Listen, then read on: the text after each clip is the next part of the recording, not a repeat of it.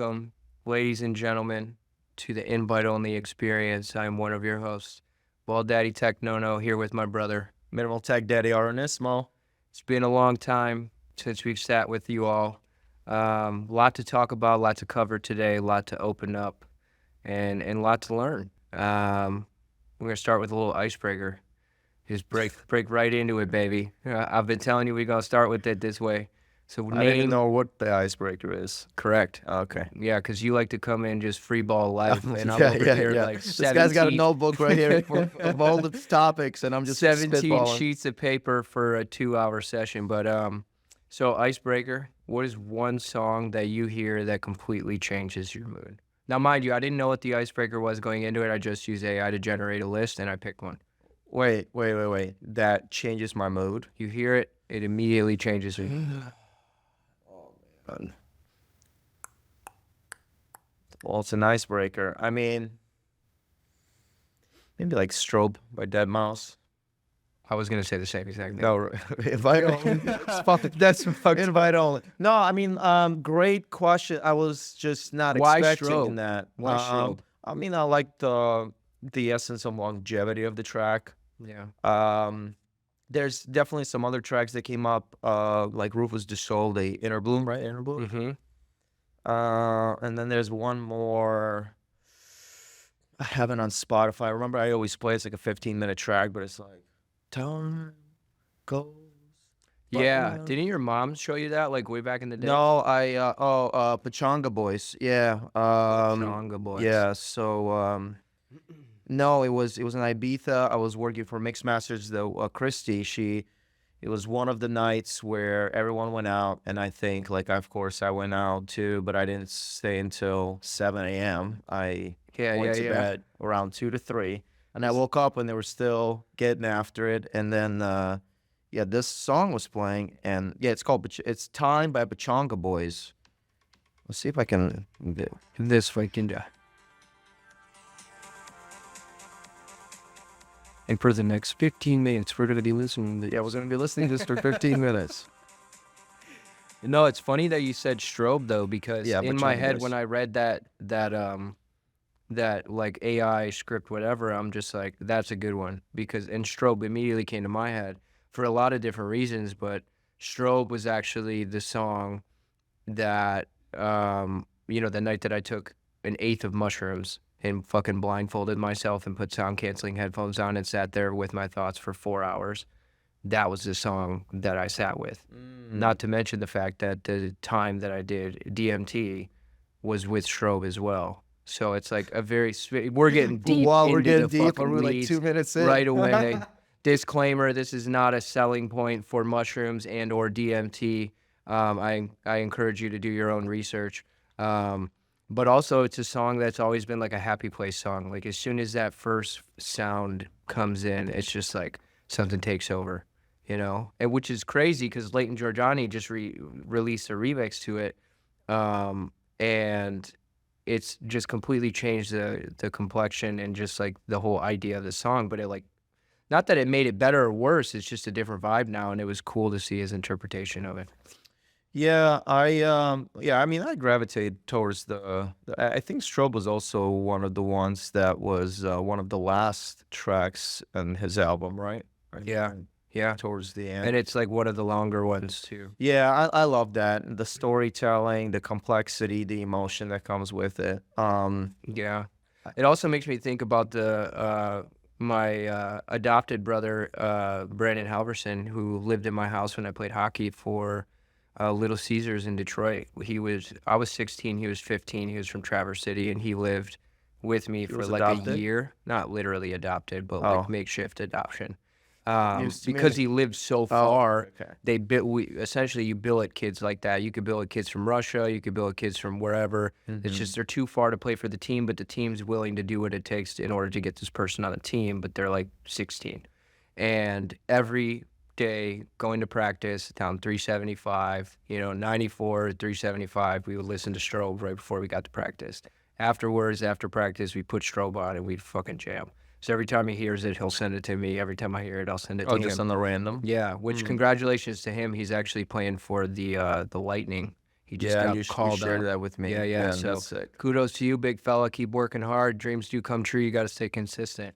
But yeah, man, it's been a long time since we've Nice chase, sat. bro. Thank you. Nice. $13 Nice on chase, bro. Amazon. We'll put the link in the bio here. You might forget. But it's been a long time since we chatted. Got a lot to cover today. I mean, yeah, I mean, what we talked about movement prior to. We had that invite-only surprise set Yeah. that everyone was talking about. Just it rained out. No other sets were being played. Yeah. The Well, invite-only what was set it? It got was squeezed the in. Saunderson brothers came after us and just fucking cranked That's it. when it and then- started, like, right? It was like windy as hell. They didn't let people on stage. It Yeah. was really windy. Which I was feeling some type of way because I'm sitting here Tribe like was there's got in no trouble. fucking direction Yeah. going on right now. The security doesn't even know what's going on. But then after the fact, when I looped back in with the security guard, I actually got his number. He told me it was because of the safety of all the things that were swinging. Internal audio got lost. But yeah, and I think who was it that came after the Saunderson brothers? The Coco and Breezy. Coco and Breezy. Yeah, I think they got halfway through their set, and then no one else We got made to a play their great set. call to go to dinner. Yeah, we Right went at to the time, 'cause we left like 4:30 from the festival, I think. Yeah. 4:35. and it immediately, as soon as we got inside, it immediately started downpouring. Yeah. Which, I do want to recognize Kevin and Idris because they, they were supposed to do their 2-hour set, and they actually cut their set an hour short, I believe, and let Will Clark play a full set, which is really fucking cool. I feel like it's a hit or miss sometimes when you have decisions like that are made, and to I didn't see know that, actually. OGs fucking making that type of decision to allow for somebody to share the space with them, it was really fucking cool to see. But since movement, yeah, we played that little movement set, and we played in Cincy now, played in Chicago Chicago for Arc. That was a special time. Yeah. Let's my break down mom. Cincy. Cincy was a spiritual experience for me, just with the guys and the way their community comes together. I mean, fuck, we went up against Diplo playing a goddamn country set.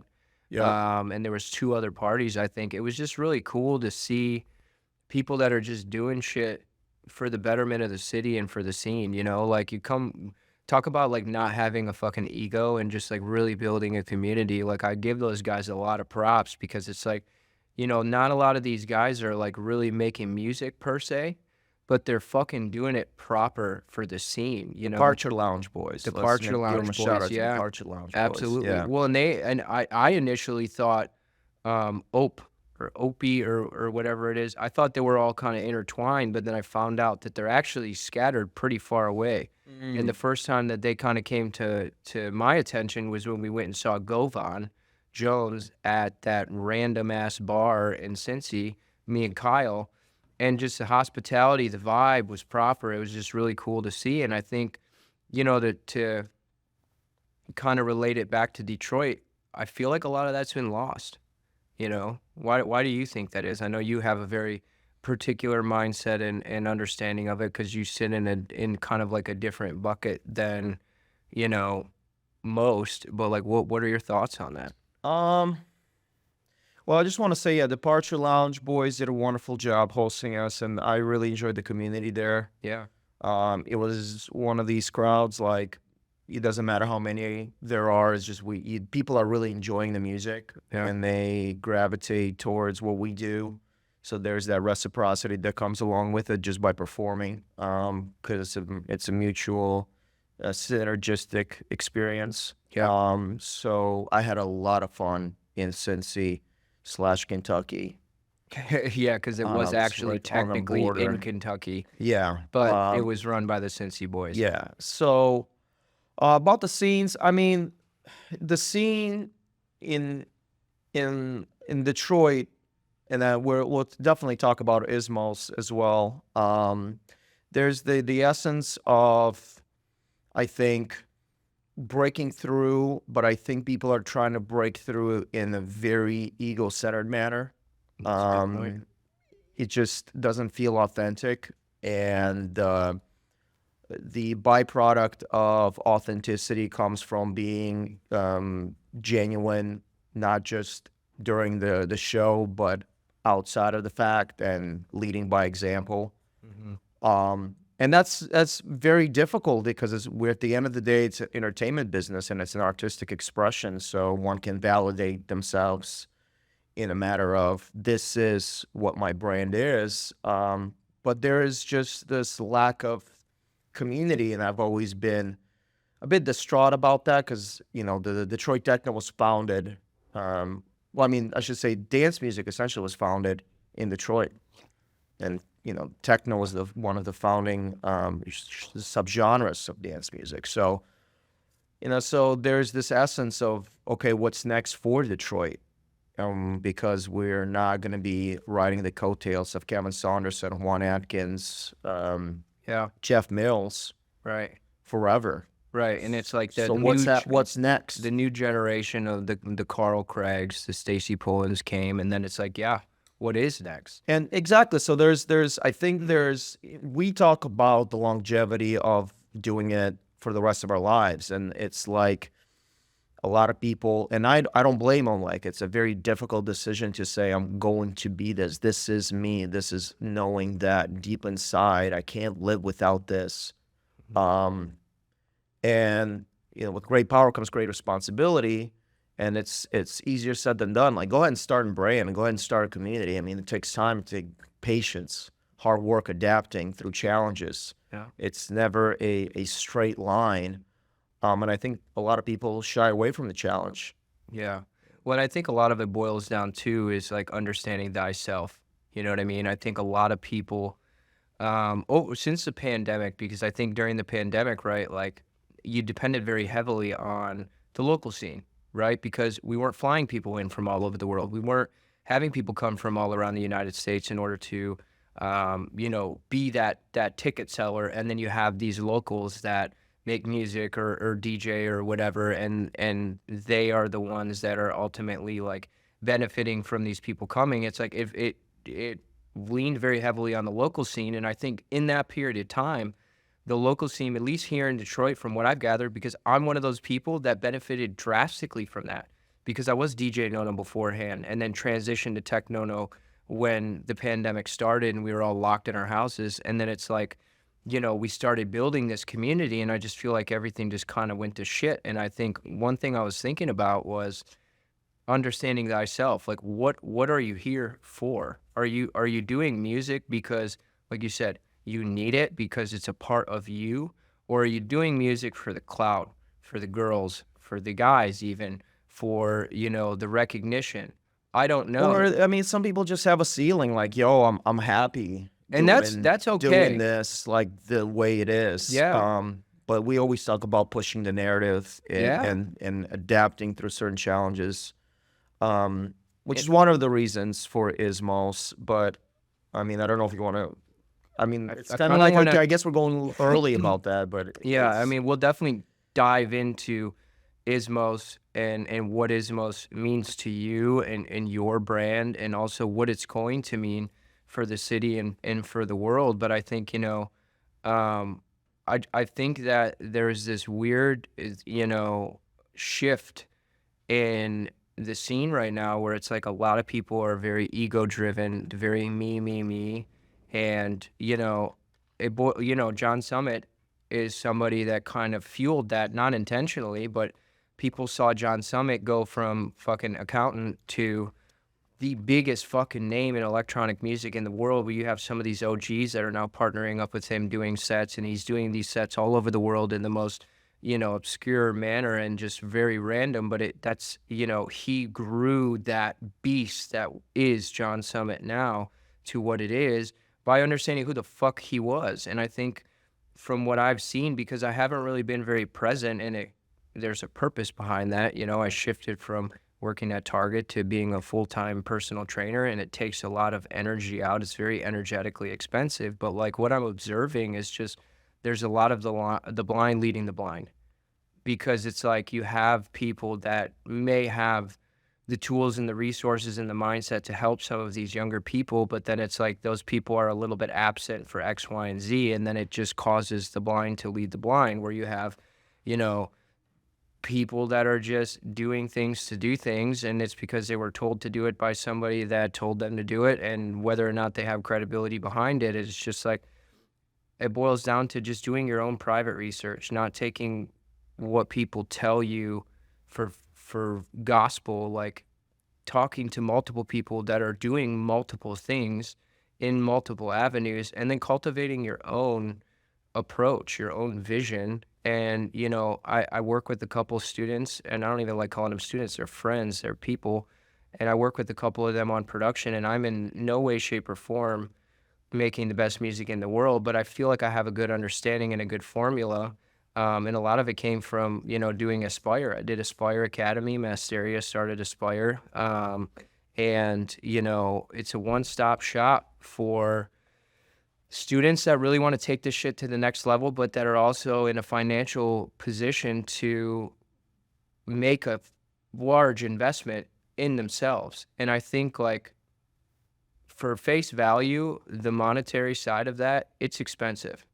But I think it's the principle and what it means to make that type of financial commitment to who you are as an artist that really spoke to me, because not everybody can afford that, but it's like, you know, all of the greatest people took a leap at one point in their life to become successful. And I think, like, although I had a very good understanding of music production and branding and social media and all of these different things as a whole going into it, I did not expect to receive and to learn that much in Aspire. And I think it's the way they developed the curriculum and how intense it was for 16 weeks, but in a realm where it felt like a college course, learning something that I'm super fucking passionate about. I'm It's like, just so shit. funny. I remember, I need that's gonna be the case from. Yeah, day one, you're like, you even have enough time? And I'm like, fuck it. Yeah, well, knowing Steven, I'm like, yeah, I don't know if you're ready for this. I mean, I assume you knew what you were getting into. Yeah.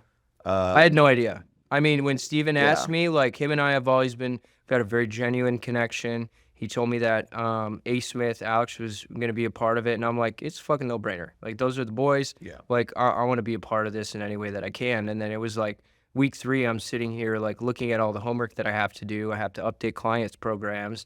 I slept 14 minutes in the last 3 days. And it's like, fuck. All right, we're here. But in the last 3 months, I feel like I've learned so much about myself and where my threshold is and where I thought my threshold was. It wasn't really there. I'm finding out that I'm capable of more and more. And I think it boils down to finally being rooted and centered within who the fuck I am as a human being, first and foremost, because I'm finally in a point in my life where I'm home. You know what I mean? And I think With Bald Daddy, because Yeah. we moved in together. We forgot to let you guys know that. I mean, and that's a big part of it too, man. Like I, you know, when we had that one conversation where it was like, we had to do the, what the fuck is it called? The deposit. And I'd have to shift a bunch of shit around, but I was like, hey man, like, can you cover this for right now? And it was not even a second and a half. And you're like, yep, done. Boom, Venmo. What the fuck?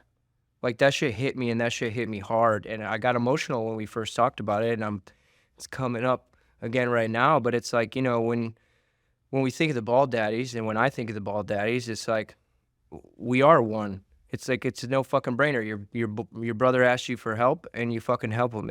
You figure it out afterwards. And you know, I'm super fortunate and thankful for you, and I'm happy we get this opportunity to sit with each other again and just kind of spew thoughts and stuff like that we've been holding on for a long time, because we do have so much to chat about. We have so much to you know, just get out into the world, because at the end of the day, like, part of who we are as Invite Only and Bald Daddies and RN ISMO and TekNoNo is like, let's fucking go, people. Come on. We're gonna elevate together. Yeah, join the fun bus. Yeah, Of intensity. No, Join the for fun real. bus of intensity. That's a Yeah. merch idea.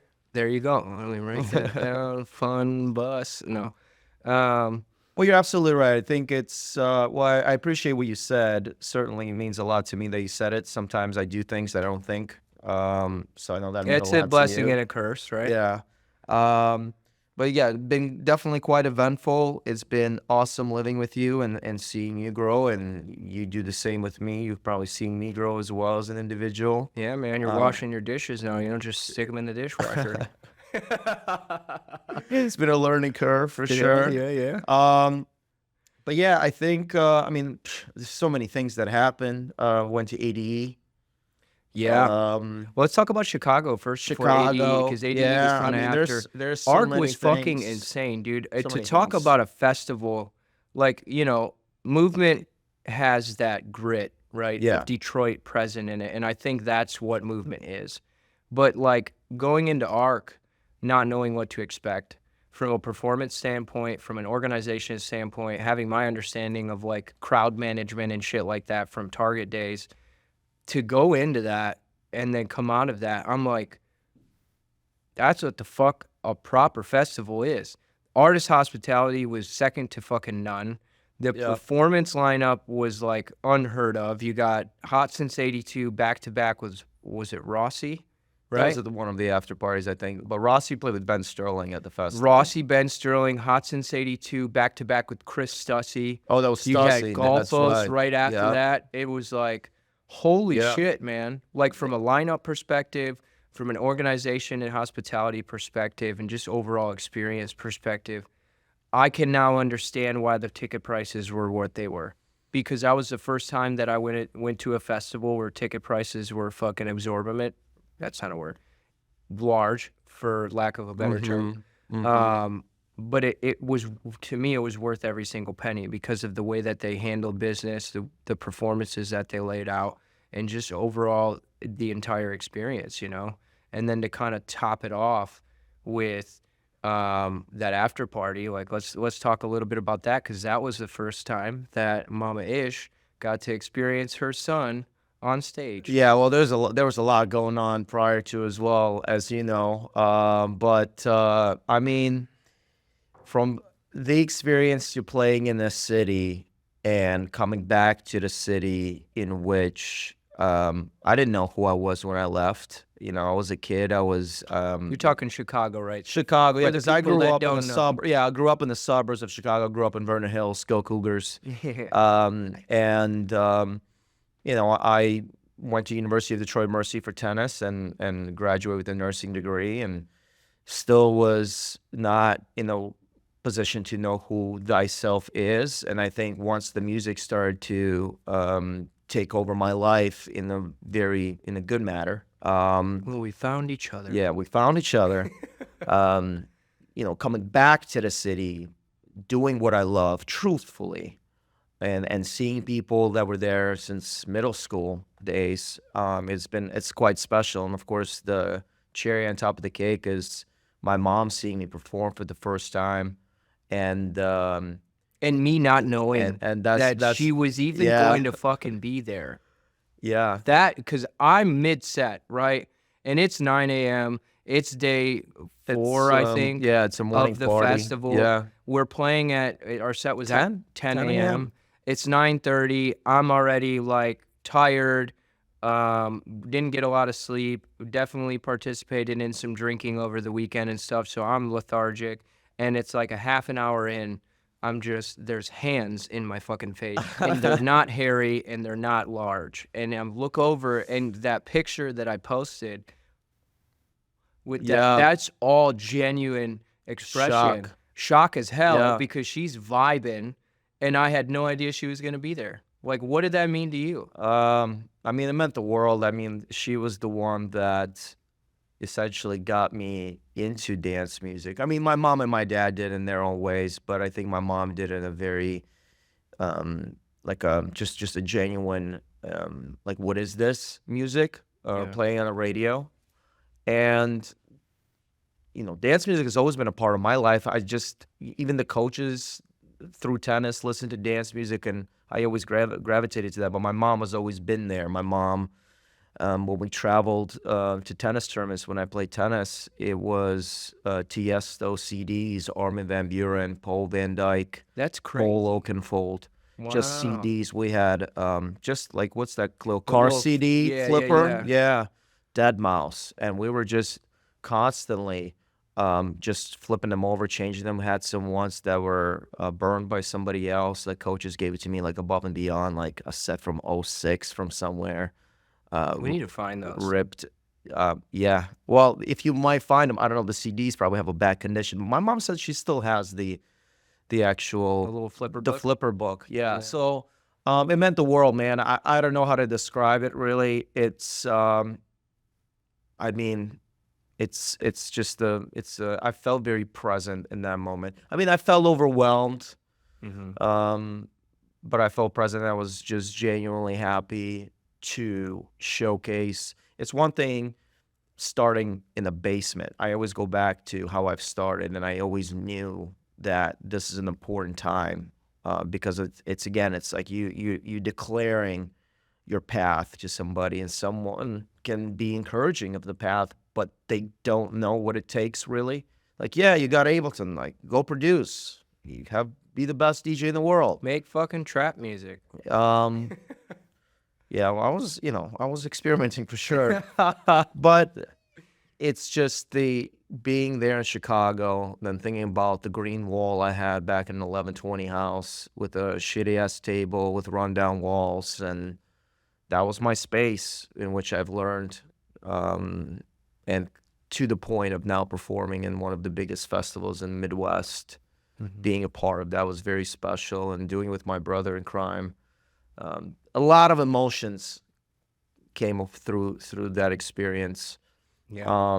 Because in that basement, Chicago was that's where special. the foundation, The foundation. of ISMOS and Well, I was talking about even meeting you was in that basement too. Chipotle burrito. Chipotle burrito. short You're stack asking me if live you want to stream. smoke a blunt downstairs, and I said no problem. Yep. Yep. Pat definitely. Pat felt some type of way. Nathan felt. Well, Nathan was probably sleeping. Nathan was but- asleep upstairs. He didn't mind. Yeah, but I mean that basement, was that the basement where the whole foundation and premise behind what ISMOS really is, and even RN ISMO to a degree, talking Absolutely. about authenticity. It's just like that right there is what the foundation was, and I think that's a perfect segue into ISMOS. Like what the hell is ISMOS? Well, ISMOS. Well, I guess it's a label. I'm launching a label. It is launched. It's 22nd, first record, Danner, No Confise, pre-order out, or maybe out now, depending on when you're watching. So make There sure you you go. click that Beatport link down below. So it's a record label, but it's also it's also going to be hosting parties. ISMOS is an experience. ISMOS is a brand in which an expression outside your comfort zone, inside your grooves. And I'll tell you kind of how I came up with that. But I've noticed that I mean I love minimal. I love all minimal. I love minimal like style grooves, of course. That was one of the biggest focal points of why I launched this label. But also I love some really ambient, deep minimal like giggling. We've been I was gonna say on what's that? giggling Yeah, recently. yeah. And Detroit is missing minimal. There's no minimal. So I proudly present you guys Detroit Minimal, which you'll see very soon, the Detroit Minimal Tech. And being in the position where I recognize there's the essence that it's so huge overseas, the minimal scene, and everyone loves minimal. Even people that we talk to that are genuinely love dance music, they love minimal. Do you think that's Pawsaw though? Partially, but even prior to Pawsaw, Pawsaw, I mean, I wouldn't say he can, but you don't think giggling and Pawsaw together. That's completely Right, different. right. Pawsaw isn't real minimal. Yeah. He's not Villalobos. Villalobos has its own vibe. Can Pawsaw go for 6 hours all night long only on vinyl?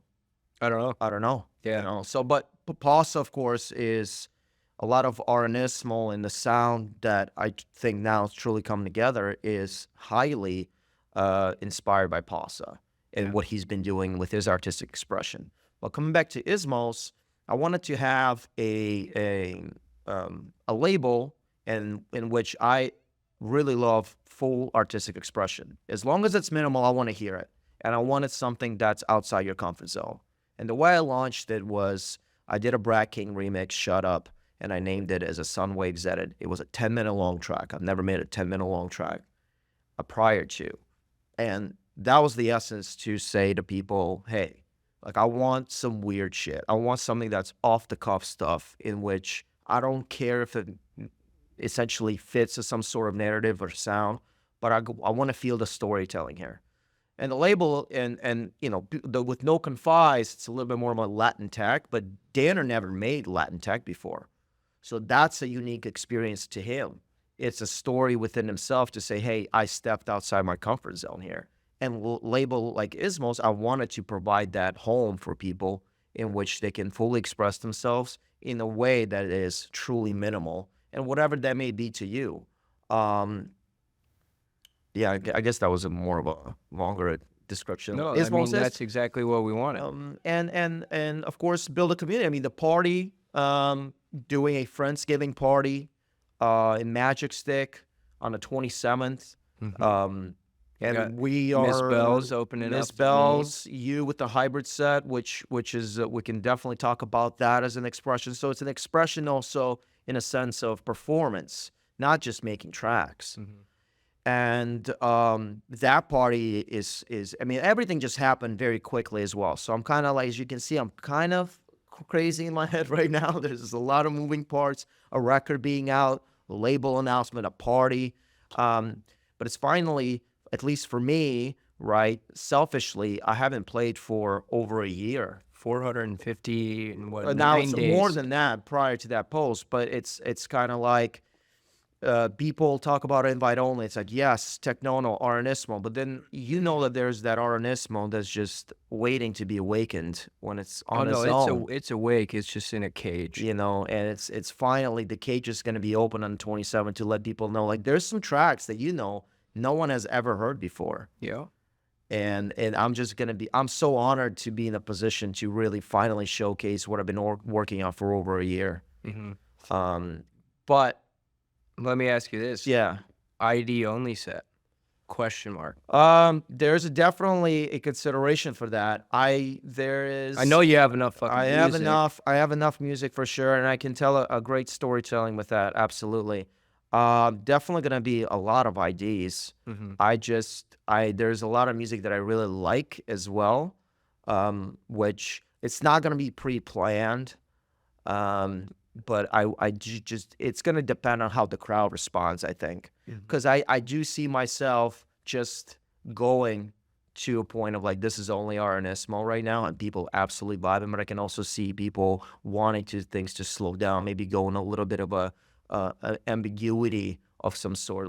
And it's in a journey for me, because it's kind of like showing up to do a set. I have certain ideas of how I think I would go about certain things, but then I'll also read the crowd and respond accordingly.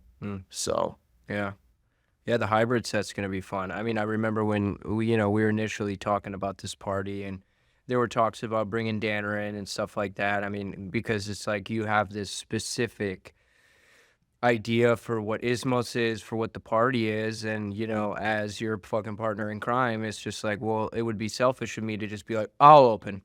It's like, okay, well, what does that mean in terms of an expression? You know what I mean? And I think going into it, it was just like, well, I can't, TekNoNo minimal set. Well, okay, that's just invite only. That doesn't, that's not really off the cuff, as you said. And, as we realized that Danner wasn't going to be available and stuff, it was just kind of like, I thought back to our all night long party with Bensworth. He had that little drum machine. And, I was going through all those videos, and I'm just like, I can fucking do that. You know what I mean? And the fun part about that is, like, when we went into it, I had absolutely no plans of touching that fucking machine. But it was just like, okay, I'm going to tap it a little bit. And then it was a couple taps. Next thing you know, I'm fully locked the fuck in on that thing for 30 minutes while Bensworth and you are going back to back. That's and right. I was like, this is fucking fun, because it brought me back to all of the days driving to fucking hockey with my parents, and we're going 75 down 94, and my dad's got one knee on the wheel, the other fucking leg doing whatever, and he's just fucking air drums all day. Best air drummer in the world. Air guitar right in the middle, and I'm just like, okay, like that's something right there. And it just became like this no-brainer kind of thing where it was just like, I'm going to do that. And I just committed to it. Now, you mentioned craziness in your head. Yeah. We are one and the same in that respect, because I was having a conversation with somebody the other day, and they were like, well, what is hybrid set? And I was like, I don't fucking know. I know I'm gonna have a drum machine, something like that. I'm gonna bang on some congas, maybe do some singing. I truly don't know. I don't have a plan. I'm gonna let my soul speak. I know what my instruments are. I know what my tools and my resources are gonna be, but I truly don't have an idea of what that is. I know some of the music that I'm gonna be playing with a little bit more empty space to be able to add it, aka minimal. And I think that's the whole beauty of it. I going into things, you have to have a plan. Fail to prepare, prepare to fail. But also, like, the whole true premise of ISMOS being an expression outside your comfort zone, lost inside your groove. This is a perfect opportunity to showcase what that truly means to me as somebody that stands beside you as you're launching this entity and this experience, because it's like, it is extremely outside of my comfort zone. I don't have a drum machine. I'm going to get one. We're going to find one, and we're going to use it. We're going to know how to use it, but there is no plan going into it, and I'm really just going to let the light shine right through me. And I think in those moments where, you allow for that type of creativity, those are the moments where the magic happens, because it's like you've not only you figure out what you're made of, but that's where the most genuine magic is created, is just like really letting go of the control and allowing the universe to just kind of relay itself through you. And I think it ties back into TekNoNo mission statement too. Like, I will bring light to the underground. I will leave everything I touch better than I found it. I will be a peacemaker and a child of God. And just allowing that kind of light to shine through me, through whatever the sounds are that are coming through that machine. I'm just super excited to be able to do it, and do it for such a monumental moment for you and for us with ISMOS. And I think it's going to be a really fun time. We got little Miss Bells. She's going to be opening up the room, and that in and of itself too is an expression outside of her comfort zone, because I know Annabelle, and I know she's never played inside at Magic Stick. And I think that this is going to be, not a challenge for her, but this is going to be something that puts her a little bit outside of her comfort zone, because she's played the alley deck a few times now, did a very good job with her set. She's doing her own little parties at Elephant Room and stuff like that. So we've been keeping an eye on her for a long time, and it's just like, all right, hey, time to step it up. Come with the Bald Daddies. Let's go, Latex Mommy. I'm super excited. She definitely, and I had a conversation with her over the phone, and I said, I just know that you know what the expectation is of an opener. Mm-hmm. And I think that there's something that you can teach, and it's going to the right parties, quote unquote, right parties, to understand the essence of, and quite frankly, like, of course, she doesn't really know what ISMOS is, and ISMOS has the essence of adaptability because it's new. We'll see where this shapes to be. But I think when I looked at Annabelle and we discussed what we wanted to bring in, I just know that, okay, she's been to space. She knows the vibe. Well, yeah, we got that. She knows. We were vibing that space. She knows the marathon sets. Yeah, so she understands what it's like to be lost in the groove. Mm-hmm. And I think that comes with the fact that, hey, you do have to take initiative to go to Miami and go to Space Miami. Mm-hmm. I think she took more of an initiative, because she straight up she had tickets to another party. She hit me up, and as we're in the Uber to Space at Space, I think opened at 10. It was like 9:30 that we're going there, because we're going to be there start to finish, or that was our goal. Solid grooves, yeah. And Annabelle was just like, I'll just come, I'll buy a ticket. Well, the ticket was like fucking $250, and she was like, can you get me a ticket? Because at that point, Ultra was shut down because of the flooding. Factory Town, I don't think at that point was announced that it was shutting down, but I think that they shut down, if I'm not mistaken, or like everything. It was pretty bad in Miami. Yeah. Uber boats, watch episode 2. Yeah, the Uber driver screaming in Romanian, and driving through puddles, going 10 miles an hour, and the water is like damn near above the tire. But I think it's going to be a really, really fun time. Now, you mentioned something about proper opening and opening set. Let's dive into that a little bit. Like, what do you mean by that? Like, what is a proper opening set? Because, as we talked a little bit about, you know, Detroit and some of the things that we're seeing. And again, these are our opinions. They're radical, they're extreme, they're intense. But I think that there's truth in all pudding. And, you know, we have been doing this for a little bit. We're not like pros, but we know some things like what is a proper opening set, because I've seen some opening sets, Lumix, for example, for Space 92, fucking solid opening set. First of all, didn't know who the fuck he was. I had no idea what to expect. Walked in and I'm just like, immediately, my Yeah, head he did a was wonderful locked. job. I watched them for, I think he was opening up for NJP. NJP was a headline set for NJP. Was that the one on the alley NJP? deck, or was that the No, it was one in the where he main was? room. I mean, So- his first direct support, Yeah. which was, I forget who the artist was, but I remember, I think Lumix was on that lineup. Correct me if I'm wrong, but I think he was. And then it was NJP and then whoever the closer is. Yeah. But no, Lumix was very good. Yeah. Yeah. Well, like, what is a proper opening set? What is a Um, bad opening set, I guess? And like, Well, let's break that okay, down. so to me, right, there's a couple of things to look at it, right? Number one is knowing where you're playing. What is this essence of what is the essence of Magic Stick? What is the essence of TV Lounge? What is the built history of those clubs? Understanding who you're opening for, understanding the crafted mentality of how the night is shaping to be. So I think in my eyes, right, let's just use ISMOS for example. ISMOS is a minimal party, which we, of course, embrace an expression outside your comfort zone. But still, I'm not going to be, booking a trap artist to open a room for me. Yeah. It just doesn't make sense because there isn't the flow of the night. And I say this from experience, like, if you have to understand the logistics of where you're playing. So if you are an artist that likes to go, and I'm just using that as an example, like techno, fast techno 145, there are spaces for you to play as an opener with that sort of speed. Maybe not that fast, but the essence of techno. There are parties. And you want to find those people and you want to build a community. It comes back to the community and the essence of what you're trying to build. But let's just say John Summit is headlining a Magic Stick. Would he appreciate if you're playing 145 techno in front of 10 people at 9 Very p.m.? interesting choice of headliner and Magic Stick, given the experience. Well, yeah. Well, we're talking about John Summit prior to. So I think, so there's maybe people don't think like we do.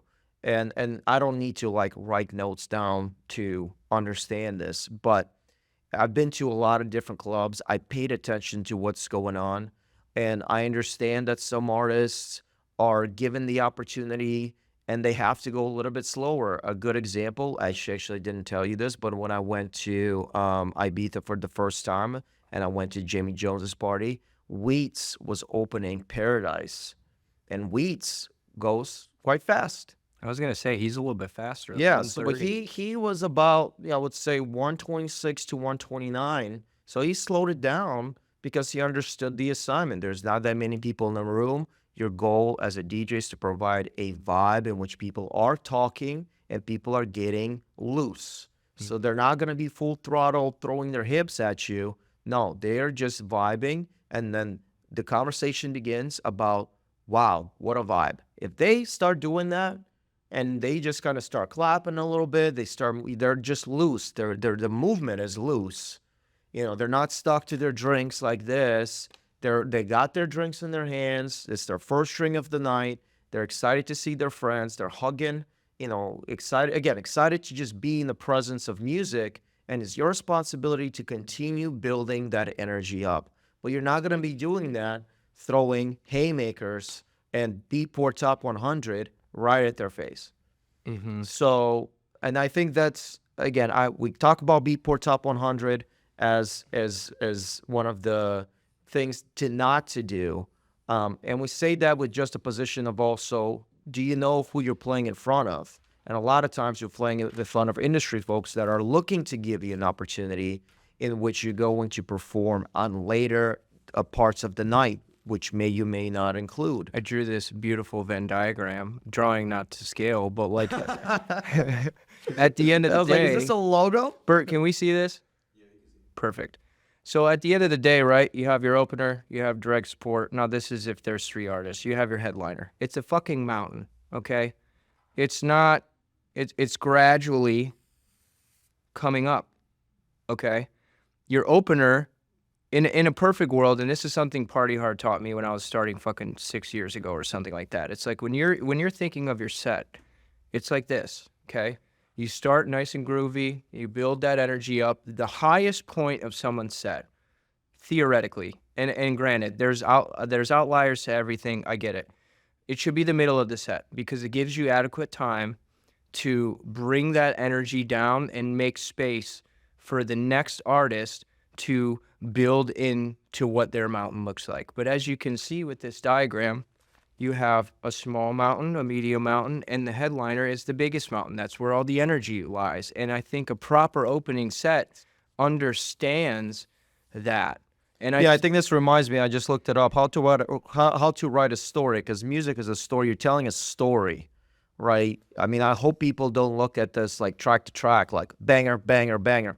A lot of people actually do that. But let's talk about how to write a story plot. So the first thing is exposition, which is an introduction, which, again, you don't have to have this intro. You're setting the stage. You're setting the stage. You're setting the foundation, which I talked to David about on the discovery sessions on one of his Insta Shout out to lives. him. He just got married. Got married. Congratulations.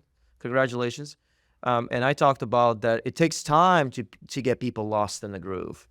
So that's that you're setting the stage for that. So I think a lot of people get scared when crowd doesn't respond. Well, they just don't know the vibe. They don't know what is the plot of this set. Yeah. What comes down to doing your homework, but I think too it's well, let me just finish this and then I'll let you. So then there's that rising action, Yep. which rising BPM, whatever energy. Climax, which is, that's phones out, type of mentality. By the way, ISMOS is no phones. Congratulations. Be present in the moment. Climax, falling action, and resolution. Falling action is within, it could be something, if I'm direct support for somebody, it could be something, a great example is Ranger Truco, because Ranger Truco, you told me I was hammering a little bit too aggressively. Yeah. So we kind of came to that climax point, which I think the climax point when we actually took our shorts off and we were straight white up, beaters the white only, beaters tank only. tops out. That was the climax, but I wanted to keep going because, as you know, at the time, I'm also like, dude, I have so much. You to haven't say. played a show in a long time. You haven't, been able to test a lot of those IDs out, and that's the beauty of invite only. Is like we're not afraid to be like, hey, can you chill the fuck out? Whether we're on stage, whether we're on some setting like this, it's like we know where that balance and that tightrope and that dance is. And then that's essentially the falling action resolution for Ranger, for example, was, okay, we're going really hard, minimal tech, 132, 133.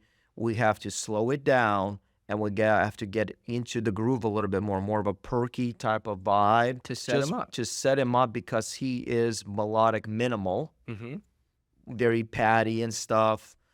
So he's not going to go in a... He's not Danny Girl anymore, really. Yeah, he's not doing that, but it's also like it would be disappointing if, like, let's say, if we ended up still playing like techno, for example, as Rangers coming on.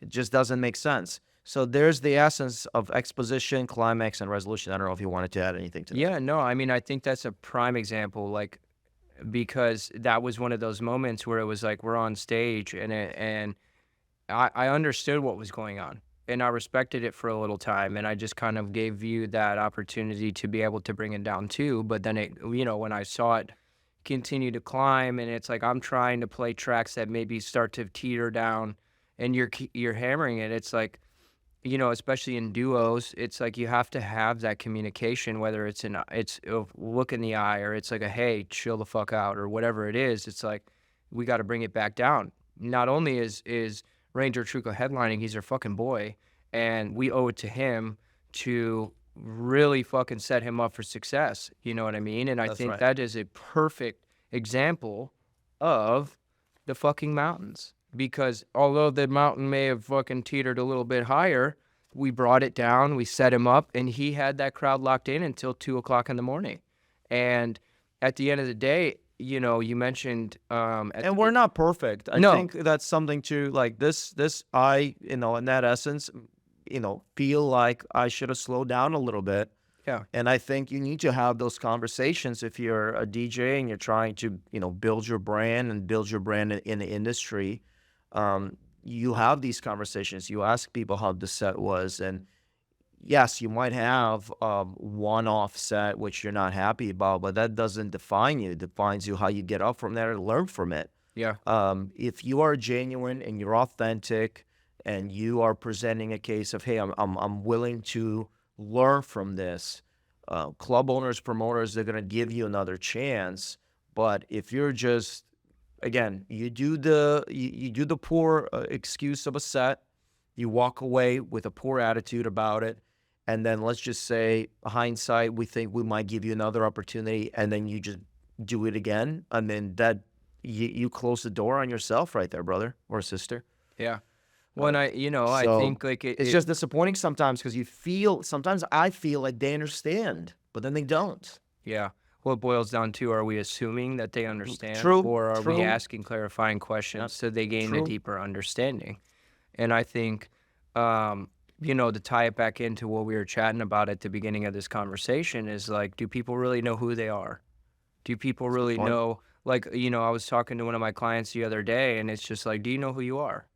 And the person was like, I don't know. And it's like, well, how are you going to know where the fuck you're going if you don't first know who you are? What are you? What do you want to stand for? And I think when you really spend the time alone to figure out who you are, the path reveals itself.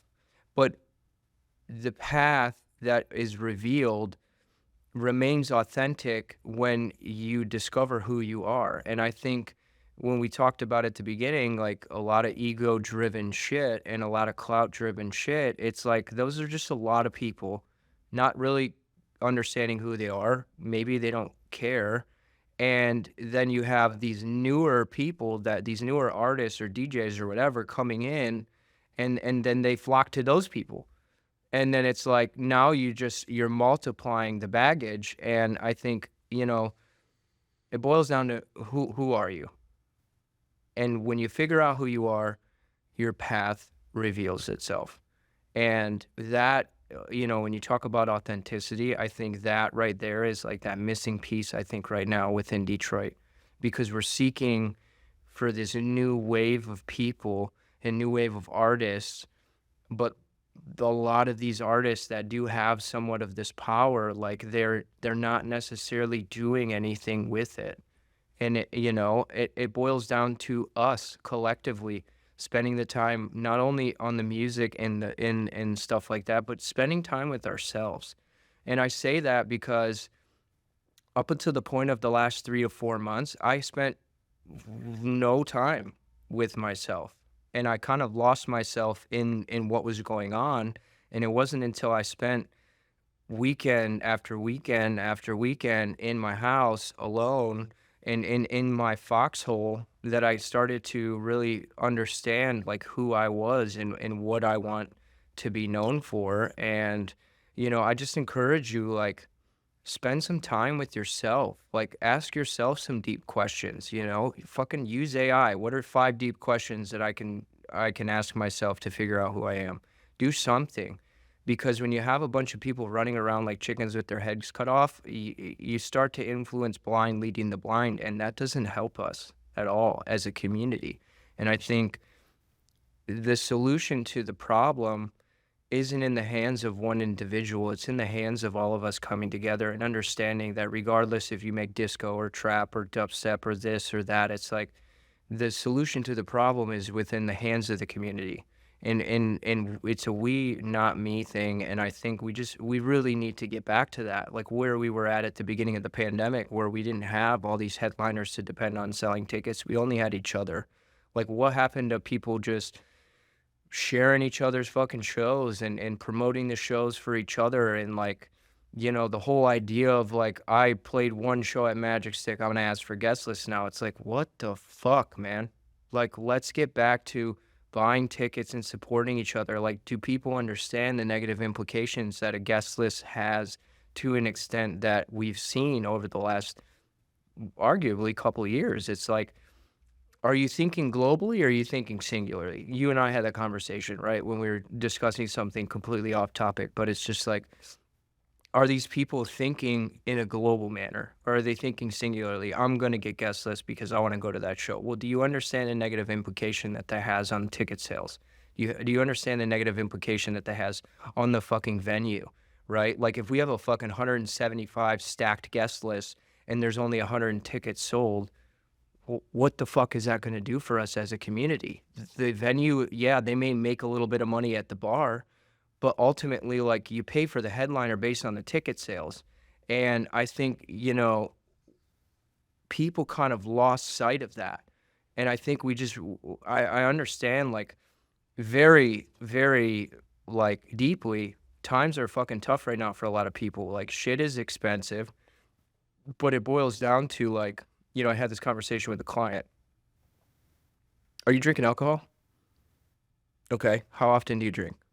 3, 4 days a week? How much money do you think that is roughly a week? 150, 200 bucks? Why not spend that money on yourself and better yourself and get you in a more efficient fashion to be able to then acquire more resources to be able to do the extracurriculars? People don't think like that. And I think like, yeah, it's personal training. It's a different world, but it's the premise of the message that really holds the power. It's like, do we understand what those decisions and the power that they yield? And I don't think that we do. And I know we just got off on a huge tangent, but ultimately it's just like, there's an issue going on and, you know, it's up to us as a community to work together to fucking solve it and to get back to the we, not me mentality. Because we're running with me's right now, and there's only so far that you can get, because it takes a fucking village. You know what I mean? Yeah, I mean, the only thing I would add is I don't think you ever stop learning who thyself is. Never. And so I don't think that I'm not, you know, speaking for myself. I don't know who thyself is right now, but I know that there are certain foundational things that to the core are very valuable to me. So I had to spend time by myself, reading, learning, podcasts, just diving in and really identifying in which direction I want to go into and what beliefs are strongly I hold within myself. But yes, I think blind leading the blind. Yeah, it's intriguing because again, I think there is a disconnect of information. Maybe I understand, like, if you really want to do it, right? If you really want to do it, I think the biggest thing that I can tell you is just study from the guys that are doing it or did it. Don't go chasing something that you think is going to give you anything if there's no resume or substance. Because that's just very wishy-washy behavior. Like, the way ISMOS has been established is through studying like solid grooves. Top 5 people you studied. I know you mentioned Pasa. So that's one. Michael Beebe, solid grooves. Someone that's not solid grooves. Yeah. For God's It's sake. tough. It's tough. But well, you know, Ricardo Villalobos, the raw minimal scene. What is that? What does that sound like? Asking those questions. What am I listening to? Why is this captivating? Why do I get excited when Open Hat comes in and nothing else? 909, baby. You know, why is that? And even the Carl Craig said at Movement, there was that part of the set. Were you there? Carl Craig, Movement? Was he on Pyramid? No, I wasn't, because he was the day before. Playing some abstract minimal, just like don, don, don, don. And then pictures of people's faces were coming up. Of Detroit, I was blown away. Yeah. It's just a repeating beat that he had on the drum machine for good 9 minutes. But I was captivated by the fact that I was in Detroit. He did this little collage of photos of people in Detroit, and I was just locked in. That's an experience. Yeah. And I you know, it's art. It's you can gravitate towards anything you want. But I think from, at least for me, that's something really spoke to me and really opened up an ability for me to ask more questions. Like I'm gravitated towards minimal because there's more things I don't know about. But it could be something else about someone's expression. Like if you love John Summit, you got to start asking yourself, how did he end up here? What are the steps? Right. How did he get to a point where he can literally play drum and bass, techno, minimal, tech house, bass? And it's house, not going to whatever. happen by you doing that now. No, 100%. There was John Summit, who's an accountant, who's making great music, who's being signed, and then he got his opportunity with Defected, but he had a proven track record for years, doing something in a matter of this, quote unquote, makes sense. He's making great music. He's got a lot in his bag to pull out and send it to labels. He established right relationships in the music industry in which allowed them to see the brand, seize the brand, and create an opportunity from it. Well, and it boils down to the team he has behind And him. deep Parker, end as well. fucking Parker and his squad, like Metatone Management. Metatone. Kudos to them because he found his tribe. He elevated his tribe. They all elevated together. And I think that's one thing that I realized too is like, But it's taking steps back. It's recognizing. Solid groups were doing flyers outside their clubs to promoting their parties. That's how they got started. And they were not selling out massive events. and now BB's doing only arena shows. And then BB's doing arena One shows. life. But there's steps to that. There we go. A little BB I'm merch. starting to get hot. That gave me an excuse to Yeah, get yeah. BB merch. One life, Ever dude. flowing. Ever flowing. It's perfectly timed. Yeah. But yeah, I mean, I guess from a guest list perspective, and we've done a lot of guest lists as well, so we're not perfect in that matter. Well, I guess like I think let's give them something they could utilize. Like, what is an appropriate time to ask for guest lists? Or what are the steps that you take to ask for guest lists? Do you well, ask for- guest list. It's like you're asking for a free ticket, but it's you're asking for some sort of value. So we have a value of a ticket, and then if it's not cash, what kind of value can you provide in order to represent this event? And we've done NMP promo. We have an NMP promo team, which we essentially give out guest lists, but you need to reshare your flyer for however put it on long. the story. You know, you're doing a little bit of guerrilla marketing, which means that, hey, I'm reaching out to Cindy, and Cindy will also reach out to John, and then there's a little cluster of people that are coming out. Yeah. But When all it builds starts the hype with around the around the event. organically. Absolutely. And I think like that's a perfect example. It's like, you know, this ticket holds value, whether it's $10, $30, whatever. As somebody that's asking for guest lists, what is the value that you're going to provide in return to justify you getting into that club for that experience for free? And number one, don't ever ask for guest lists the day of a show. That shit needs to die yesterday. It is the most infuriating and frustrating thing to be asked for guest lists the day of a show, because it goes back to the value. What value do you have? Are you like Ariana Grande asking for guest lists, and if you go like it's going to be this thing? Probably not. So like don't be that person that last minute ask for guest lists. If you are going to ask for guest lists, and this is my rule of thumb with no nonsense promotions, take it or leave it. But like I'm the we not me guy. And if you're going to ask me for guest lists, like I'll give you guest lists, but like what is that value you're going to provide? If you're going to ask me, let's get you hopping on promo for the show. I don't need you out in the streets with a fucking billboard and holding a sign that says, did you get your ticket for X, Y, and Z yet? No, that's excessive. Like, share the flyer on the story a couple of times. Tag the artist, you know. Show up for the fucking opener, okay? Support the show as a whole. Is it fun to have to be in a venue for 6 hours? To some, fuck yeah. They're there at doors, and they leave at 2:15 after they give the artist a hug. But like, support, it boils down to back to that support piece of the scene. It's like, are you asking for guest lists to just be seen, or are you asking for guest lists because you want to be a part of what is bigger than thyself? And you know, that's a big thing for me. You know, I think like you want to ask for guest lists for a show, don't do it the day of. and provide your value. Push the fucking show, because the more people that share that flyer on their story with the ticket link and all of these different things creates hype around the show. It gets people excited. You know, if I have 4,000 followers and you have 4,000 followers and this person has 4,000 followers and I'm performing and you two share your the flyer to your story with the ticket link, we just exposed the show to 8,000 more people that may or may not be exposed to me. And that's how you cultivate growth. And it's organic. It doesn't feel forced. I don't need you sharing the flyer every day, 5 times a day, right? It's just about understanding that value piece. Yeah, I mean, you nailed it. I mean, really nothing much to add in that matter.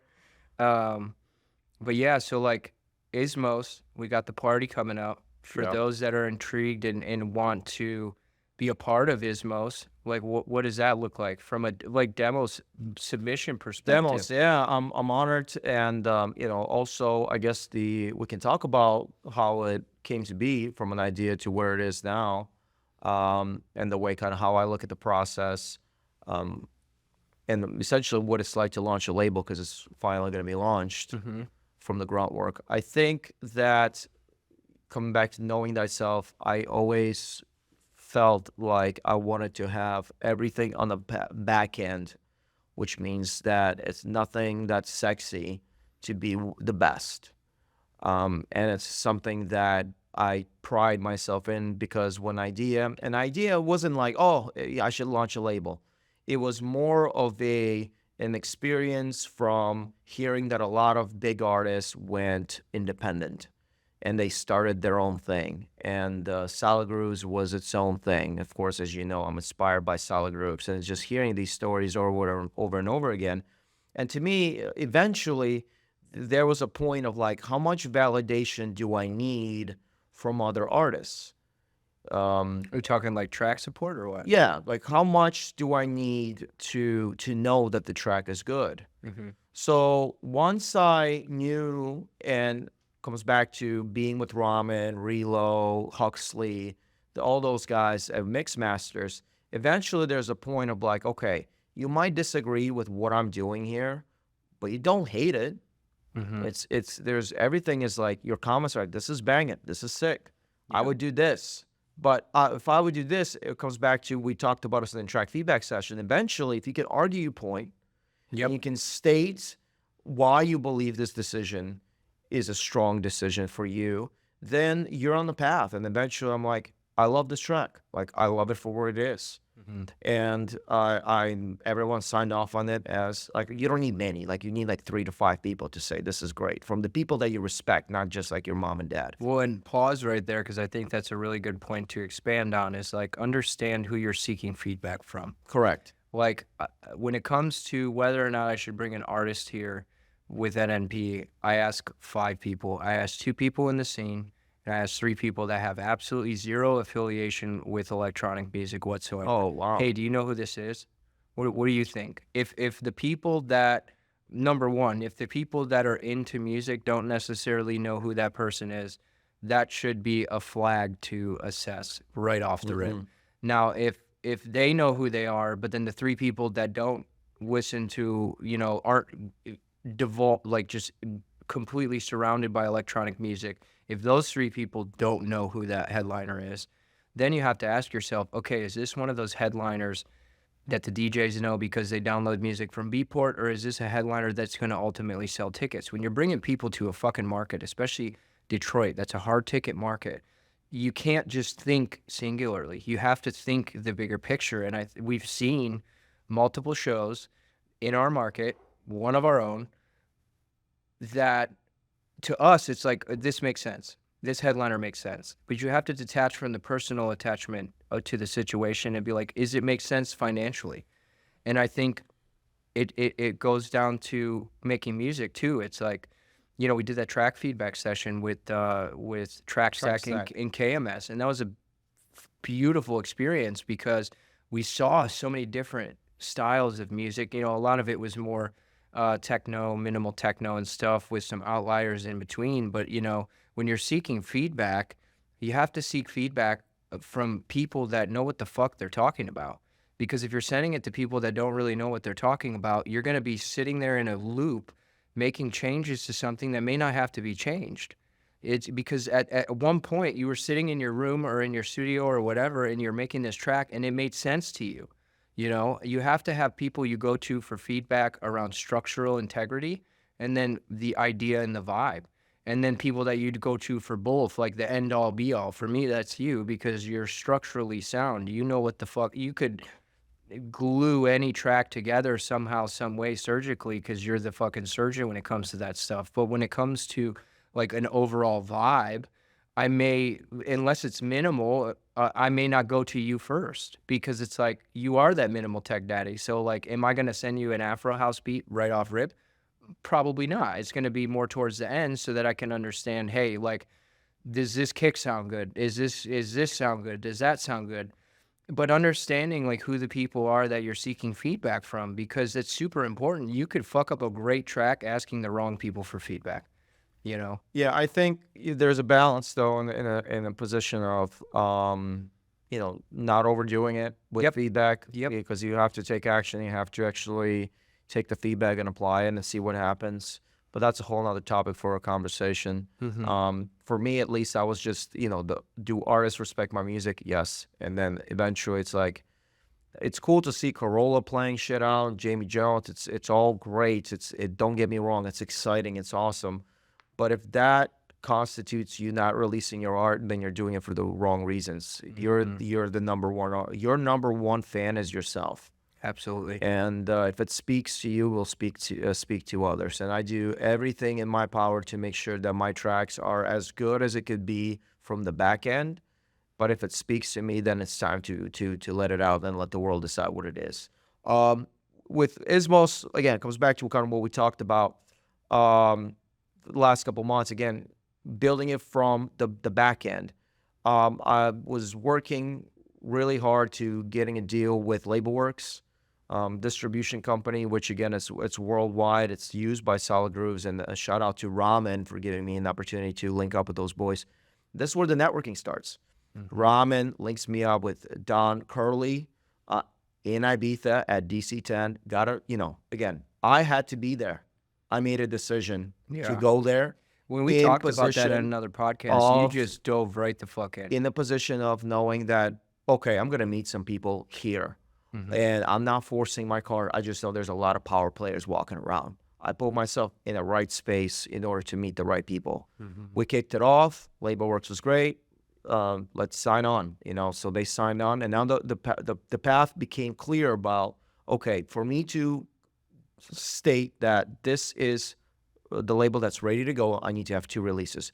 What are those 2 releases? Okay, what do we need for releases? We need artwork. Okay, what is the artwork? Who is doing the artwork? Archie, my guy, Archie Riddle, does the artwork for Solid Grooves. Let's bring him on board for ISMOS. No problem. Now we got the artwork, world-class artwork for the releases. Okay, what are the releases? I want my label to not be my own imprint, so I got to get somebody else to jump the gun first.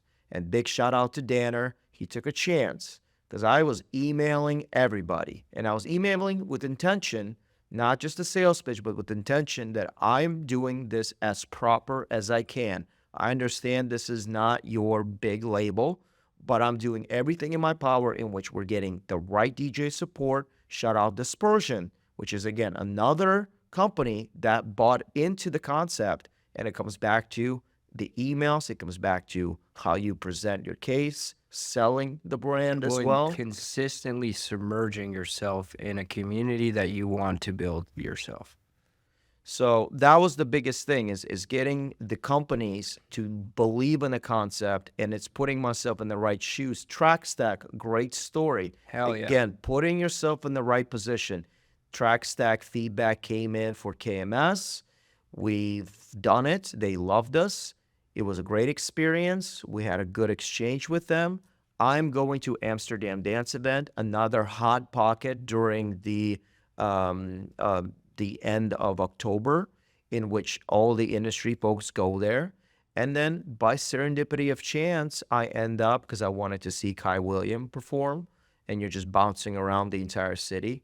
I walk in, my buddy Ian, I see him right in front of me. Again, just like, holy shit, you're here as well. I'm here. Let me grab you a beer. Next thing, I'll grab my beer. I turn around. It's Cameron from Trackstack chatting with Ian.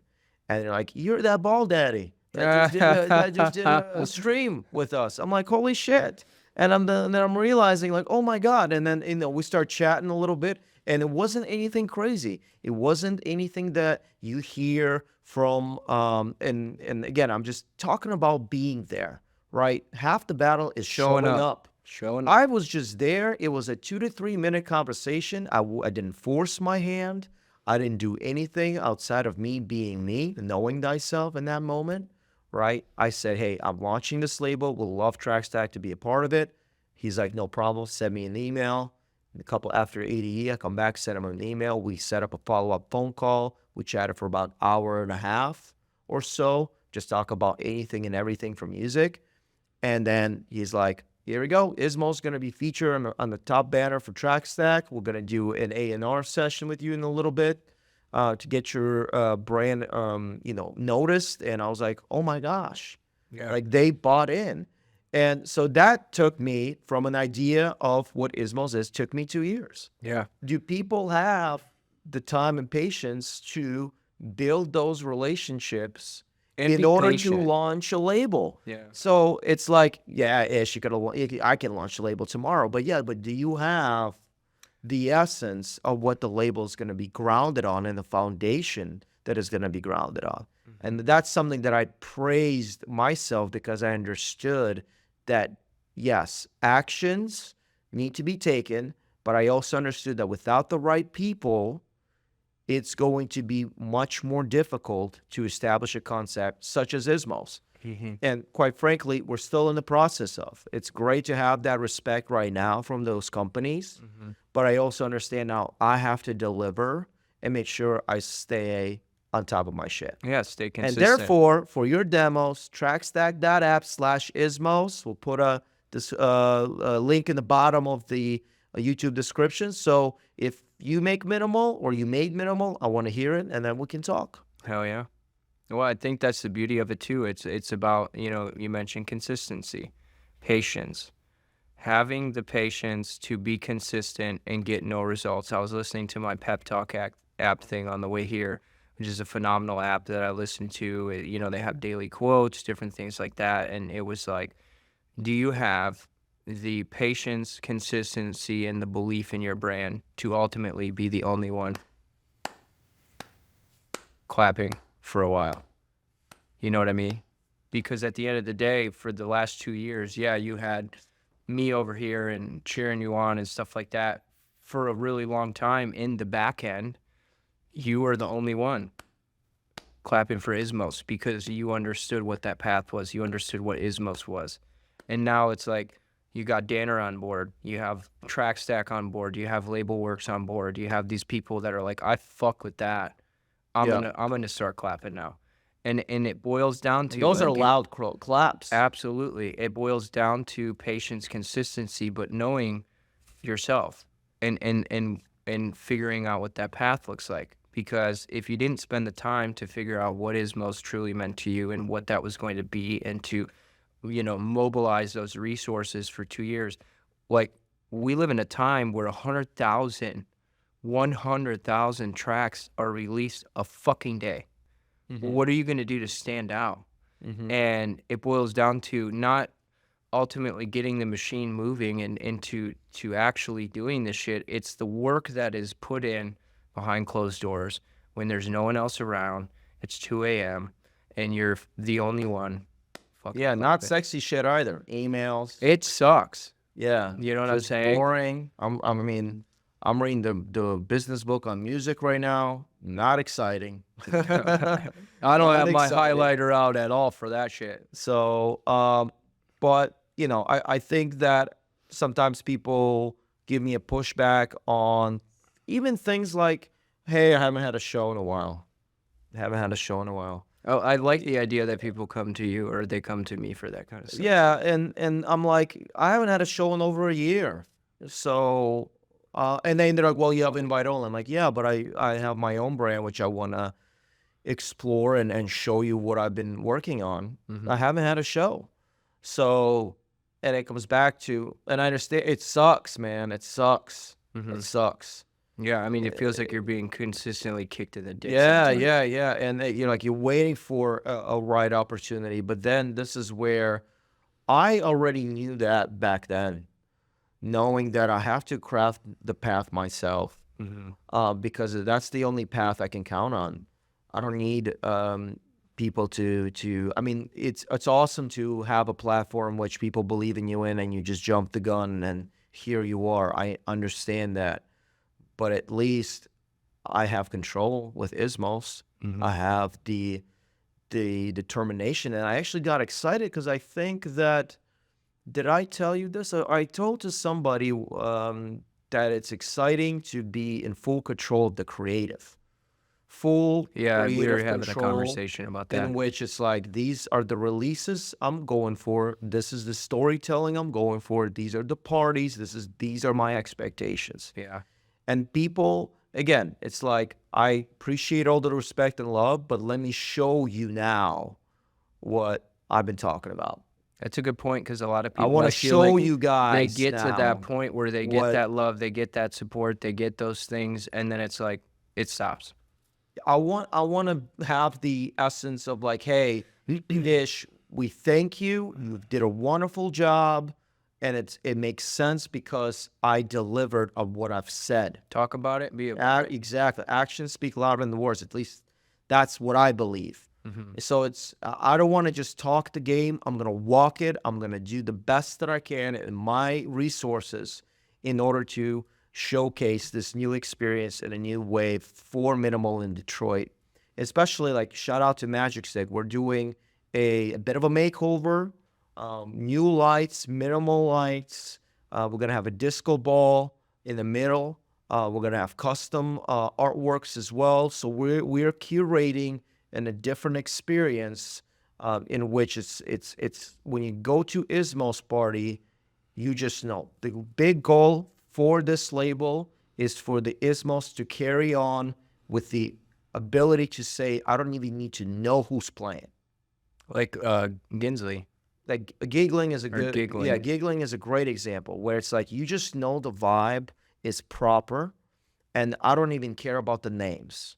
I just know what it's going to be all about. And I think that's quite special to deliver that essence of a brand in which is bigger than the artists themselves. Well, that's like one of the only ones, at least that I know of, I that can don't even build a think whole Solid fucking Grooves, show off and I'm of. not shitting on Solid Grooves, but Solid Grooves got Paulsa, Dennis Cruz, BB, They got a squad. you know. But what is it that's just like, I think, who said, like, Piv, for example, the main guy, Prunk. Again, Piv is so big, but he is the owner of I'm sorry, Prunk is the owner of Piv. Hmm. But Prunk isn't as big as Piv. But Piv, the brand, is huge. Yeah. So that's kind of how I envision ISMOS. Yeah. ISMOS is to be the brand that you don't need to know the artist. You'd love the artist, but you don't need to know what the experience is going to be like. I like that. So I like that. that's the long term. That's the long term. Well, so we got a little bit here. We got 11/27, November 27th. No phones. No phones. No No, that phones. doesn't mean we're gonna take your phones, put them in a Ziploc bag, zip it, tie it, lock it. Sell it on eBay. Like, yeah, no. I mean, who knows what it actually means? Maybe stickers on your. I think it's camera. going to be stickers. You just Yeah. put stickers just because I just want you guys to be present. I want you guys to just, I understand the notion of recording. I love when you guys record. I love it myself. I do it all the time. Yeah. But there is a special moment where, like, yeah, I can take my phone. It's just a little thing like a sticker that will be like, yep, let me just be present here. It's more of a reassurance to be present. Yeah. And I just want people to really present and enjoy each other, enjoy the company, and enjoy the music. Yeah. I mean, that's Friendsgiving. Just Absolutely. the homies getting together to show gratitude and thanks for each other and be present in that moment. And, you can be present in a video. We'll have videos recording at all times. We're going to take care of that. You'll be able to see it. But I think also, too, it creates a unique experience to be like, hey, you want to experience the first ever ISMOS party, then show up. Yeah. You know what I mean? And to dive into what showing up for ISMOS is going to look like, we do have to spend some time chatting about some of the unique things that we're going to have to navigate. You know, we have the Thanksgiving parade and the turkey trot and all that shit that's going to be going on downtown. So we're going to have graphics that kind of display where to park, because the normal avenue in order to get to Magic Stick may or may not be available at the time. So it's up to us as the ones throwing the event, and in partnership with Magic Stick, to provide you with an easy graphic to be able to reference, so that you can show up and be one with us during that experience.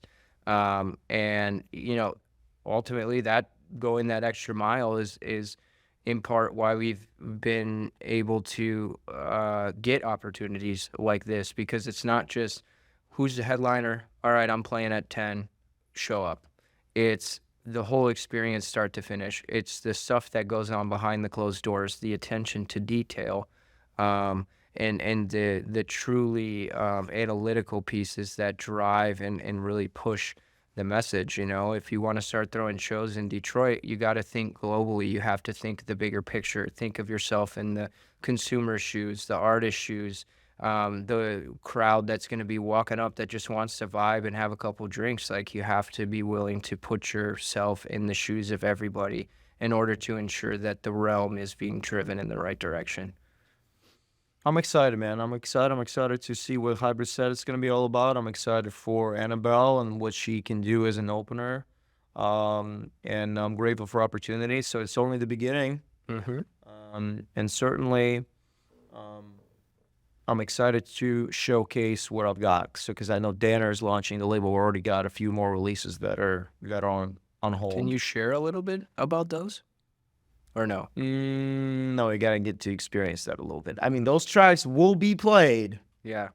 at Magic Stick on the 27th. So I gotta keep it on the wraps, because I think that's the essence, that, you know, there's certain tracks that I haven't really played, and that's finally gonna be the time to play it. So What else do we have coming up outside of ISMOS? You know, any RN ISMO releases that maybe the world doesn't know well, yeah, well, yet, or- it's in the plan right now. The next release, can't talk about it right now, yeah, but it's gonna hopefully in January of 2025. It's gonna be an ISMOS release. It's gonna Yeah. be mine. But I'm gonna be primarily just focusing on the label. Like I said, I think if there's an opportunity in which I can, you know, if I could continue making music, and make sense for a label, I'll send it over. But I'm not gonna hold my breath in hopes that it's gonna get signed. If I really love this track, again, now I have the platform in which I can go ahead and. Do you have any release it. label releases that are lined up outside of ISMOS for next year, or even the year ending? No, not until the year ending. I know that we have the Dumb Safari release, which we pushed to 2025. Yeah. But no, I again, it's like I've been just so focused on the label that I don't have the anxiety of some artists of sending music and filling the schedule for 2025. I just don't have that. Maybe that'll change. And I think, I mean, having my own label in which I'm in control of what the hell's going on, it's gonna be streamlined. Yeah. As is. Well, that brings up a good point too, like the fear that some of these newer DJs and artists have is just like, I got to get my music signed right now, and if it doesn't get signed, then I'm gonna self-release it. Like, it boils down. Oh to yeah, that. that's a good point. I think, yeah. So that's a great point. Which I wanted to circle back to R-TRYBE, which is also very new with Ramen Huxley. But What is R-TRYBE? well, I wanted to answer your thing about self-releasing though. Yeah.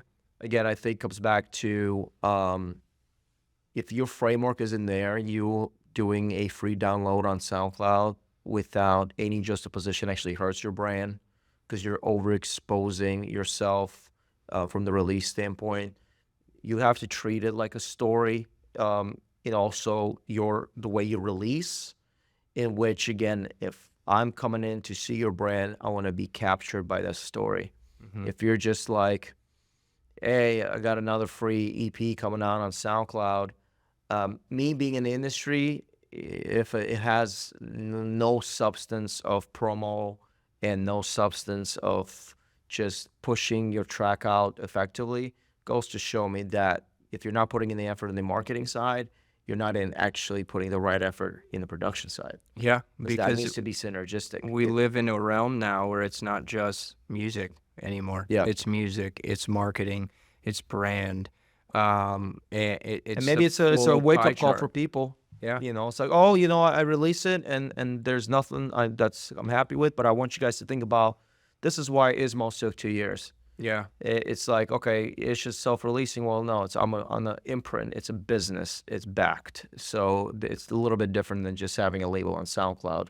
Right. Or using something like DistroKid, which, again, I've used DistroKid for one of my releases, and you know it is there. But you know it just boils down to having the patience with yourself and spending the time with yourself to understand when it's the appropriate time to release music and why, and having the things prepped and stacked ready to go so that you're not just moving and grooving on the fly. Now again, we're two human beings that have extreme opinions and sometimes loud and sometimes intense. Take it for what it's worth. Take it with a grain of salt, pepper, cayenne, whatever the hell you want.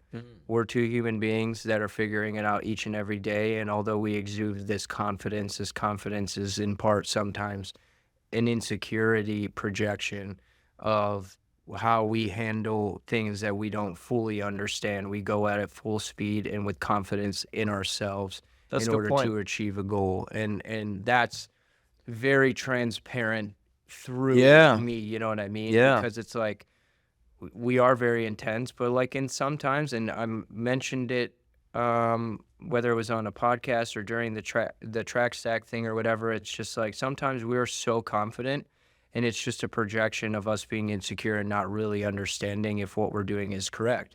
So I think like everything that was discussed today, take it with a grain of salt. Do your own private research, because we're just two dudes that are bald with beards that are just really loud and passionate about everything we do. It could be cleaning a fucking toilet seat in a bathroom, or it can be taming a kick in a bass line to be the fattest kick in the bass line you've ever heard. At the end of the day, we're going to go at it intensely because that's who we are. And, you know, we just want to leave you with that because, you know, at the end of the day, like I spent a lot of time at the beginning of the TekNoNo project running in a fucking hamster wheel, listening to a bunch of people and not really taking the time to take all of that information and write it down and then figure out what the hell it meant to me and my brand and where I was going. So, you know, take everything that we said for what it's worth. If you have questions, don't be afraid to reach out and ask, but do your own private research at the end of the day, because it all boils down to your interpretation and the perception that it creates for what people say, you know. So super excited. Yeah, well, I wanted to add, I want to see if I can segue to R-TRYBE a little bit. Here's the segue.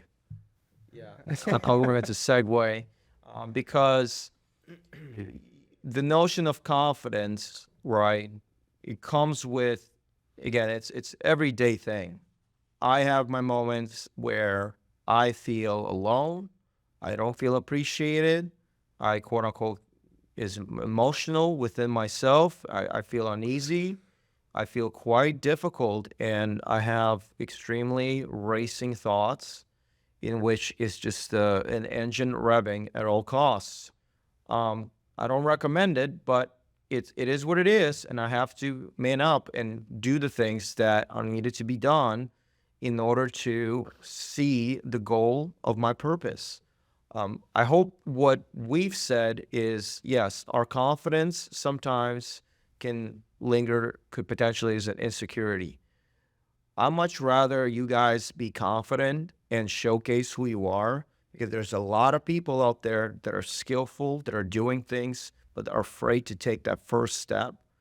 And in a lot of ways of what I've done personally is always been on the authenticity of, I don't know what the fuck I'm doing, but I'm doing it, and I'm figuring it out as I go. From the basements of 2017 to having an ability to launch a label, I think there were certain actions that needed to be taken in order to get to that point, and it's not impossible. I've started from zero, scratch, no one in the industry. Making big room in the basement. Yes, Bud Ableton. I'm learning it now. So I just really want to make sure that I think a lot of people out there are timid and are afraid of their own shadow. And that's okay. And that's fine. But let's figure out a way to turn that around, because there you have gifts that our world is waiting for you to showcase and for people to see. And again, it's like action and really taking initiative. R-TRYBE. So I just joined R-TRYBE. It's a music community, very similar to like a Discord community, in which it's a label that puts music first. It's a label, but also a community in which it doesn't matter which genre you make, but we are on the Circle app. You guys can check it out. It's led by Ramen, Huxley, and Andreas Bacchus. So their concept was extremely unique. I've been in touch with Ramen and Huxley. I reached out to them. I first heard it on Will Clark's podcast. Literally after listening to a podcast, I called Michael Huxley, talked to him about the concept a little bit. And then I had a scheduled call with Ramen just to catch up, and we actually missed it because I was 80. I was feeling. Yeah, I was feeling it.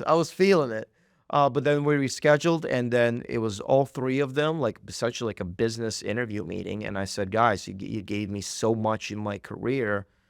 I'm going to help you guys out. So it's a new venture. It's exciting because it is still in such early stages that a lot of ideas that people present, we're taking it on. Yeah, the framework is very impressionable. It's like sand. Yeah, so there's a lot of, we know that we know what we know, but it's also, you guys are in charge of where this goes. And I think the biggest thing, what I like about it, it's when there's releases, not the coaches, but the actual community decides which releases are going to be released. So there's going to be a vote of tracks, a vote for tracks in which the community makes a decision, and then whoever gets the most votes is going to be the one that's going to be part of a release. Wow. And there's like no monetary thing. There's no like, hey, follow me and all that crap bullshit. But like SoundCloud does the whole like, I remember like Ants, and then it's not only that, but I know Ants, and then people buy plays, and then it's like in 2 days the guy has 500,000 plays to go land with like 6,000 followers. Oh shit. And it's like, dude, you bought those. Wow. You bought those. But it's not organic. You bought the followers. The tribe, R-TRYBE. R-TRYBE is organic. Yeah. Right. R-TRYBE is organic, and you only pay like $30 a month, and you get coaches like Ramen, Huxley, and Bald Daddy, myself is there. That we're navigating through. We're doing track feedbacks. They actually finishing up one right now as we speak. They have 5 minutes left. Oh, hell yeah. I believe. So it's very impressionable. Would love for you guys to check it out. Not a really sales pitch. I'm just telling you from the one thing I know is that if you want to be successful, as whatever success looks to you, and wherever you're going, you make a decision of going, you want to emulate the people that are doing it or are already done it. And you need to break this down. So I know that I love solid grooves. I got in a position of building a relationship with Ramen, in which now I'm working with Ramen, I'm working with Huxley. Those were the guys that were, I looked back at it. I'm like, I had those music. I love their music. I love solid grooves. I love what they're doing. And then I'm working with them. It's just like, there's steps to it, but I broke it down and I was patient. Yeah. And respectful too, I think, is a big one, because I think the idea of respect and professionalism and business acumen in the music industry is either non-existent, or it's just something that people just don't really understand or have an understanding of. I think it just boils down to not going to those people that are doing it or have done it and having your hands out, but it's going to them with purpose and intention and an understanding of like the give and the take experience. And I think it's an exciting thing to be a part of for sure, because out of all of like and it's not a class, right? Like this isn't like on Tuesdays we're gonna be learning how to tailor your kick with No, this. no, It's no. like It's more a of just like community. I mean, you we're buy gonna have, in to the community, yeah. then you can gain the access to be We do present during. tutorials. Okay, We so do there's tutorials. educational stuff, which that's another thing too. As we got a couple more minutes, is like make sure that if you're going to YouTube for information, that the person is credible, because some of these videos that I'm seeing on YouTube are fucking insane. Like when it comes to plugins and this and that, like everything you can do in Ableton. Well, you don't need all the expensive plugins in order to make music. John Summit made deep end on fucking Ableton with Operator and little to no plugin use. Like, it's about understanding what you have access to now, not shooting yourself in the foot and spending a shit ton of money on a bunch of plugins that you don't even understand how a regular EQ works. And now you have Pro Q3. It's just like baby steps. Like, don't sprint into shit. Like, take your time with it and understand it. Find your tribe and ensure that the tribe is doing it for the right reasons and truly understands. You understand your audience, but you understand the people that you're learning from, because the worst thing you can do is go to people that are projecting or giving information, and then now you're doing exactly what you shouldn't be doing. So I think Tribes is a good place to go, because it's run by people with tangible results that are actively doing it and have done a lot of beautiful things. Aspire is nothing different. You have Masteria, who's running this production academy, who's doing all of these beautiful fucking things, and he has the results to back it. So like, there's a lot of valuable information on YouTube, but there's also a lot of bullshit. So just make sure that the people that you're going to on YouTube to learn about production and branding and all of these different things, they have something in their wheelhouse that shows that what they're saying is factual and it's backed by tangible results. Because the worst thing you can do is get in the hamster wheel of just overloading your brain with information that serves no purpose, So we have Miss Bells that just entered the room. Miss Bells, do you want to join us for real quick? All right, come on. I don't know if you have anything to say about ISMO's party coming up. Yeah. As we tune it down and come out, 11:27, Miss Bells is going to be joining us at Magic Stick ISMO's party. What are you most excited about as we wrap this up? I'm just most excited about introducing his new project he's been working on and being a part of it. Hell yeah. Special. Yeah, I mean, Yeah. Outside your comfort zone, inside your groove. We know you like to groove. It's time to get outside that comfort zone and That's elevate, definitely baby outside girl. my comfort zones. Hell yeah. Big It's stage. first time playing inside Magic Stick too. Yes, it's a big stage, so. Mm-hmm. But I'm like so excited. Hell yeah. Very You even right. wore the fucking gold chain to do I got it? my Yeah, gold chains damn. on. Let's get it. Well, Bald Daddy energy with nobody asked for, everybody needs. This is the invite-only experience, joined by Miss Bells, my brother from another, the other Bald Daddy, RN ISMO. We love you guys. We'll chat with you soon. See you guys soon. Bye.